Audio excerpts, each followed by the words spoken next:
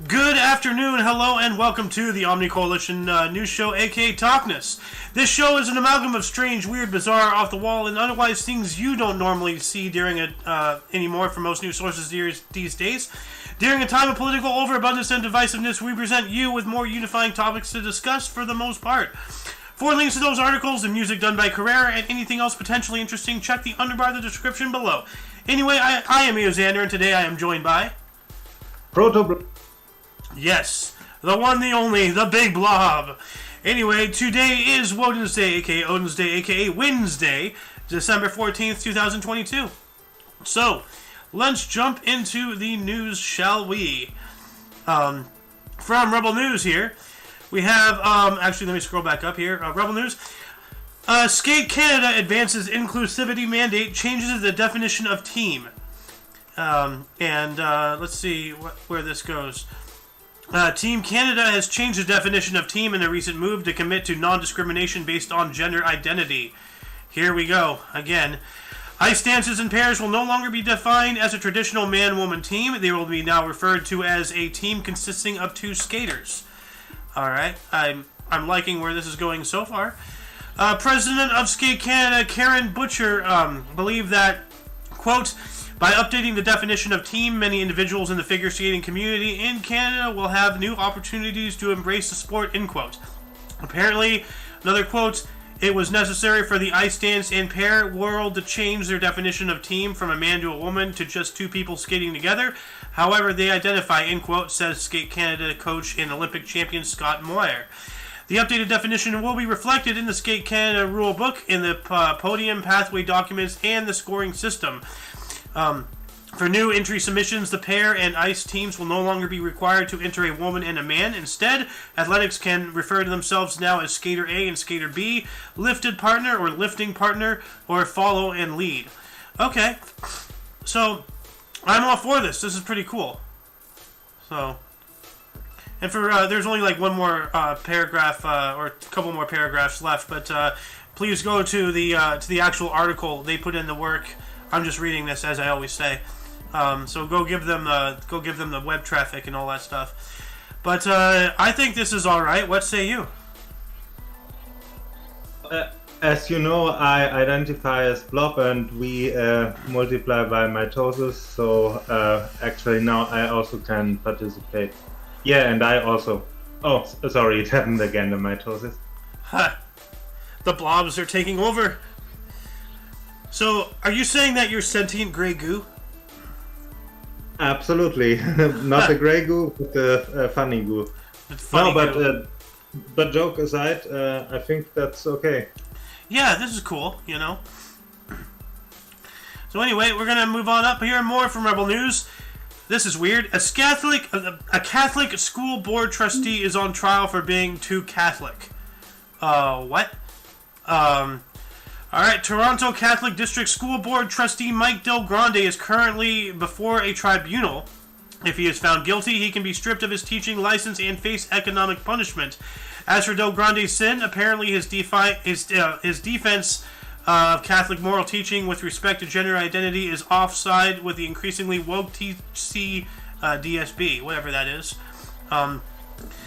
Specifically, Del Grande is in the hot seat with the Ontario College of Teachers because he objected to a fellow trustee's motion to add gender identity and gender expression to the DSB's Code of Conduct policy. Del Grande argued that to do so would make a violation of Catholic doctrine. Alas, a Catholic school board trustee standing up for Catholic values in the Catholic school district is apparently, in some circles, an act of transphobia. Of course it is. Why don't people just realize that this is obviously an attack towards Catholics? You know? Like, everything that's not woke is being attacked by the woke. So, this is ridiculous. Like, honestly, like, it's not enough for the alphabet people to have their own thing. Now they have to take other people's things away? Seriously? Well, the bakery incident also had the same issue back then. Oh, well. The bakery incident was such a farce. So, yeah. Anyway, let's move on up. Sorry? Oh, I wanted to say that 5-letter abbreviation stood for the school board, I think. Yeah, I believe so. Anyway, it says here from Oddity Central, parents hired skilled gamer to beat children at video games and crush their confidence. Wow. So instead of allowing your children to embrace their skills, you're trying to force them to do something else that they don't want. Bad parenting. That happened already many years ago already also in China. There was this father who was worried that his son was playing too many MMOs, and then he hired an assassin who would not kill him in real life but in the MMOs. Yeah, I remember hearing about that. And didn't that guy end up being like, didn't he off himself or something? Or slip into depression or something like that? The kid? Oh, I don't know about that. I don't know. Anyway, it says here, once again, China. A Chinese gamer recently went viral after claiming that he had been paid by the parents of at least 2 kids to beat them at online video games and crush their confidence. Video games are generally pretty harmless if played in moderation, but in many cases nowadays children become so obsessed with these made-up virtual worlds that they start to ignore their real lives, school, and even their families. Getting them back on track can be a real challenge, and many parents turn to desperate measures. In China, for example, some parents sign their kids up for military-style camps, while others use sneakier techniques like hiring skilled gamers to beat their kids at their favorite video games and convince them to quit. So as you were just talking about, Blob, like this has happened before, and it's probably going to happen a lot more in the future here. It says, one such video game master recently revealed that he was paid by the parents of a young gamer to kick his butt at his favorite video game and make him question his actual skills. According to Star Video, the young boy's parents said that he used to be a model student and an obedient child until the 4th grade, after which video games changed him completely. Well, here's a radical thought. Don't buy them video games. Like, they can't get a job. In 4th grade, 5th grade, 6th grade, 7th grade, 8th grade, 9th grade, they can't get jobs. They can't go and, don't give them money to buy video games. Don't buy them consoles. Don't buy them computers. It's that simple. Just it costs less just to not buy things. Like, why is it up to my ass to figure this out for them? That's ridiculous. I have an even more radical idea. Just be good parents. Like, set them limits. Tell them if you're if you're not good enough at school, you will get less video game time. Yeah, simple as that. Another thing is that, when you hire someone to continuously, spawn camp somebody, all you're doing really is you're just pushing them to get better. So, in essence, their path to try to get this guy to get off of video games is probably going to push him to be even more on video games so he can try harder, get better, and start kicking the butt of this guy who's kicking him up and down the street. I don't see any good, pathway coming out of this at all. So. And sending them to military camps just makes them play Call of Duty afterwards. Yeah, it just, it's basically Call of Duty IRL, but worse. So. But anyway, let's move on up here. More from Oddity Central, going from China to South Korea now. Leading virtual K-pop girl band looks eerily realistic. It says, Eternity is an AI-generated virtual K-pop idol group consisting of 11 members created using advanced deepfake technology. K-pop has really taken the world by storm in recent years, with groups like BTS and Blackpink conquering market after market with their catchy songs and energetic dance routines. The genre has become one of South Korea's main exports, generating tons of billions in revenue, but despite its massive international success, the massive corporations behind the K-pop wave are not resting on their laurels. Instead, they are constantly looking for ways to stay relevant in this constantly changing industry, and artificial intelligence is apparently the next big thing. So it's not that big of a surprise that AI-generated virtual K-pop groups are already a thing. These are all fake. Wow. This is all computer imagery. That's astounding. We talked about some deepfakes a few days ago, I think. Not on the show, but in private. Yeah, off air. We did. So, but this is they get very good. Dude, it is unbelievable that all of these are not real people. You know, there is an entire other industry that will also probably use this soon, and then. So, if Korean pop is called K-pop, would Chinese rap be called crap? I don't know. Anyway, let's move on up. More from Oddity Central. Woman ends decade-long marriage because of husband's fishing addiction. Here we go. China, once again. Chinese woman recently divorced her husband of 10 years because of his addiction to fishing, a hobby he often put before his family. According to a divorce case filed with the Joy County's police court in Shandong province, the woman, surnamed Zhang, claimed that she has had enough of her husband's fishing addiction. She claimed to take care of the house chores and their 2 children while he sits on the sofa looking at his smartphone and going out to fish with his friends after dinner every evening. After repeatedly asking him to spend more time with her and their children than his fishing buddies, Zhang decided that divorce was the only viable option. Well, that is sad, but you know, guy can't grow up. You know, yeah, he likes fishing, but you gotta learn responsibilities. You have kids. You know, you have a wife to please. You know, so you know you gotta pick one or the other. You know, like you can still go fishing, just not as often. I don't know why this guy can't get some responsibility, but. I mean, they were married for 10 years, so it sounds to me like their love has grown off, or at least from his side, and yeah. It's not the fishing that is the issue, but that he just doesn't love her anymore, probably. I see we have Jaden2309. Thank you. We believe us. We appreciate your viewership, and a lot of our population listen to K-pop. Yeah, a lot of people listen to K-pop and such. So, but thank you for viewing. I appreciate that. Yeah, anyway, let's move on up. This is something I want. The Spa Cruzy, the crazy floating jacuzzi you didn't know you needed. As its name sort of suggests, the Spa Cruzy is a unique floating jacuzzi that allows you to comfortably cruise around on water you don't actually have to make contact with. A jacuzzi on a boat isn't the craziest concept in the world. Lots of luxury yachts have them, but the Spa Cruzy is something else entirely.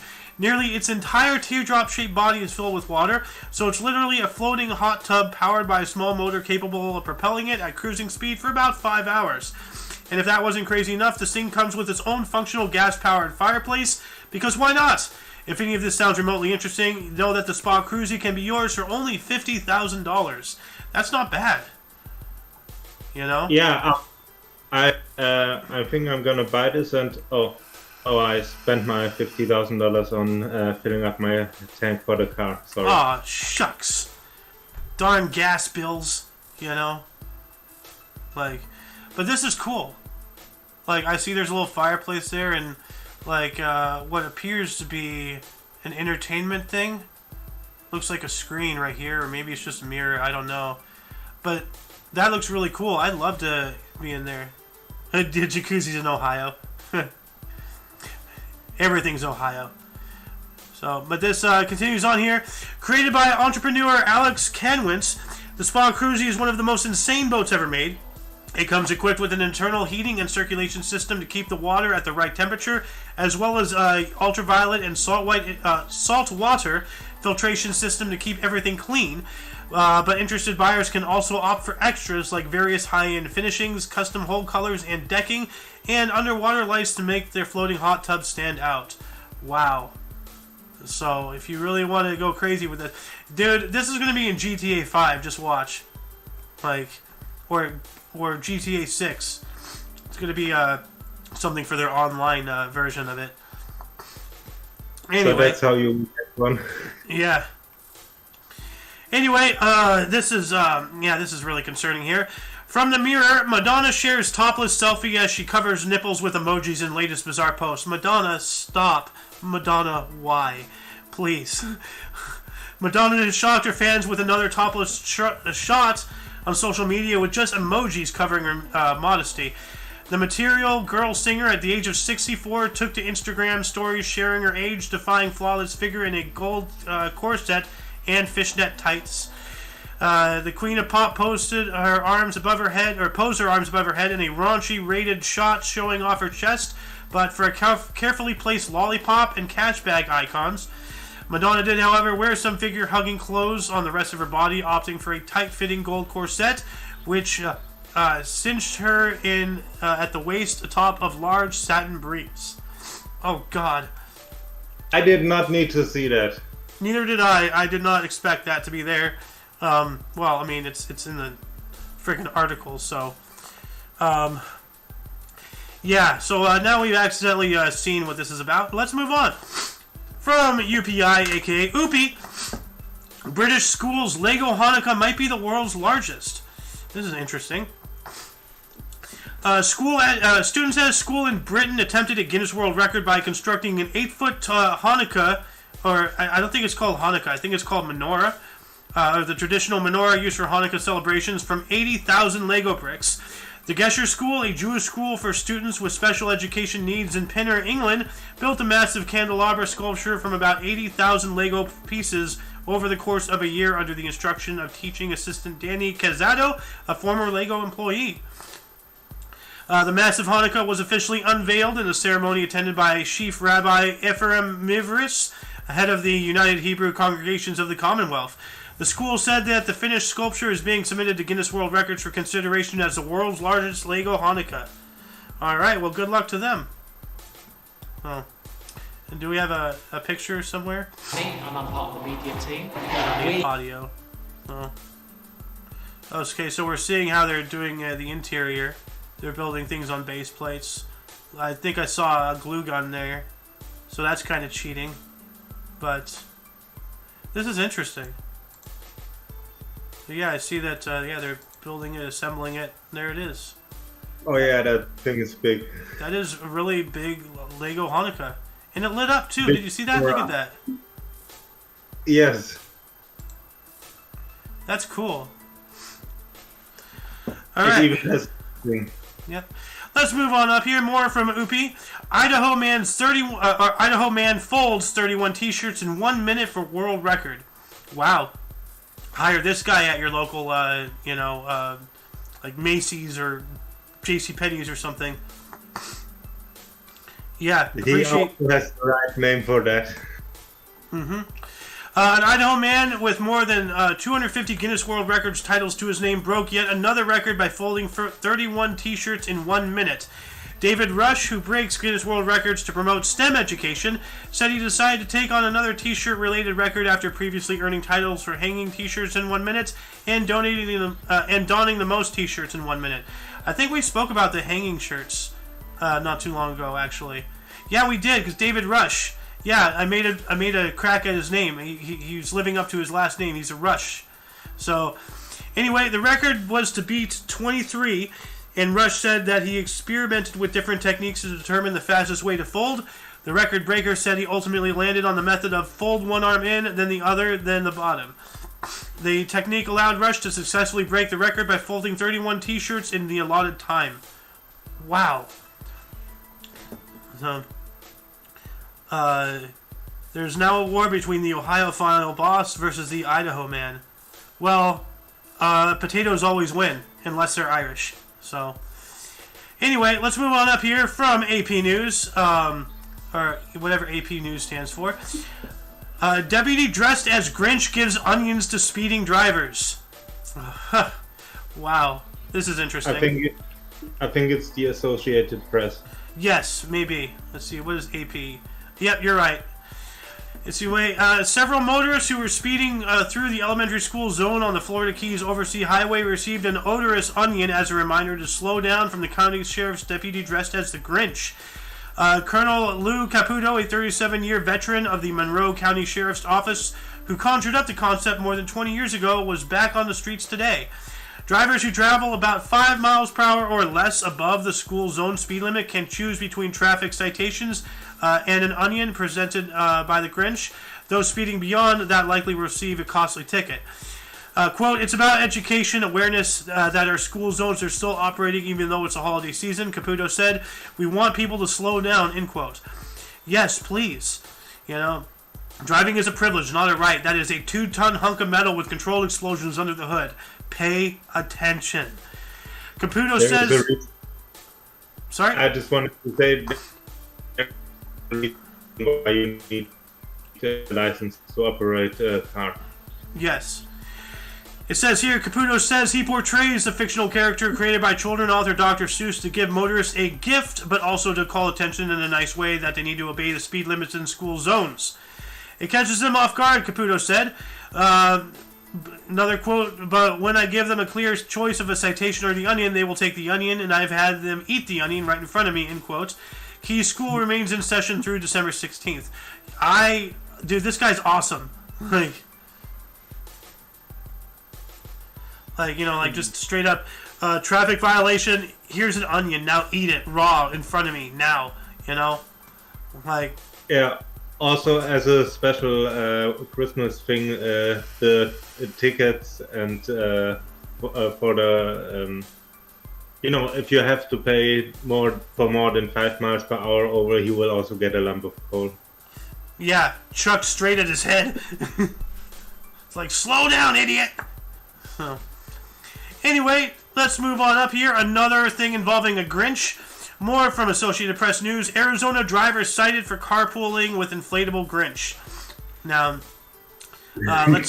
let's be happy this wasn't in Florida as well, because he could have probably, gotten a technicality of impersonating an officer.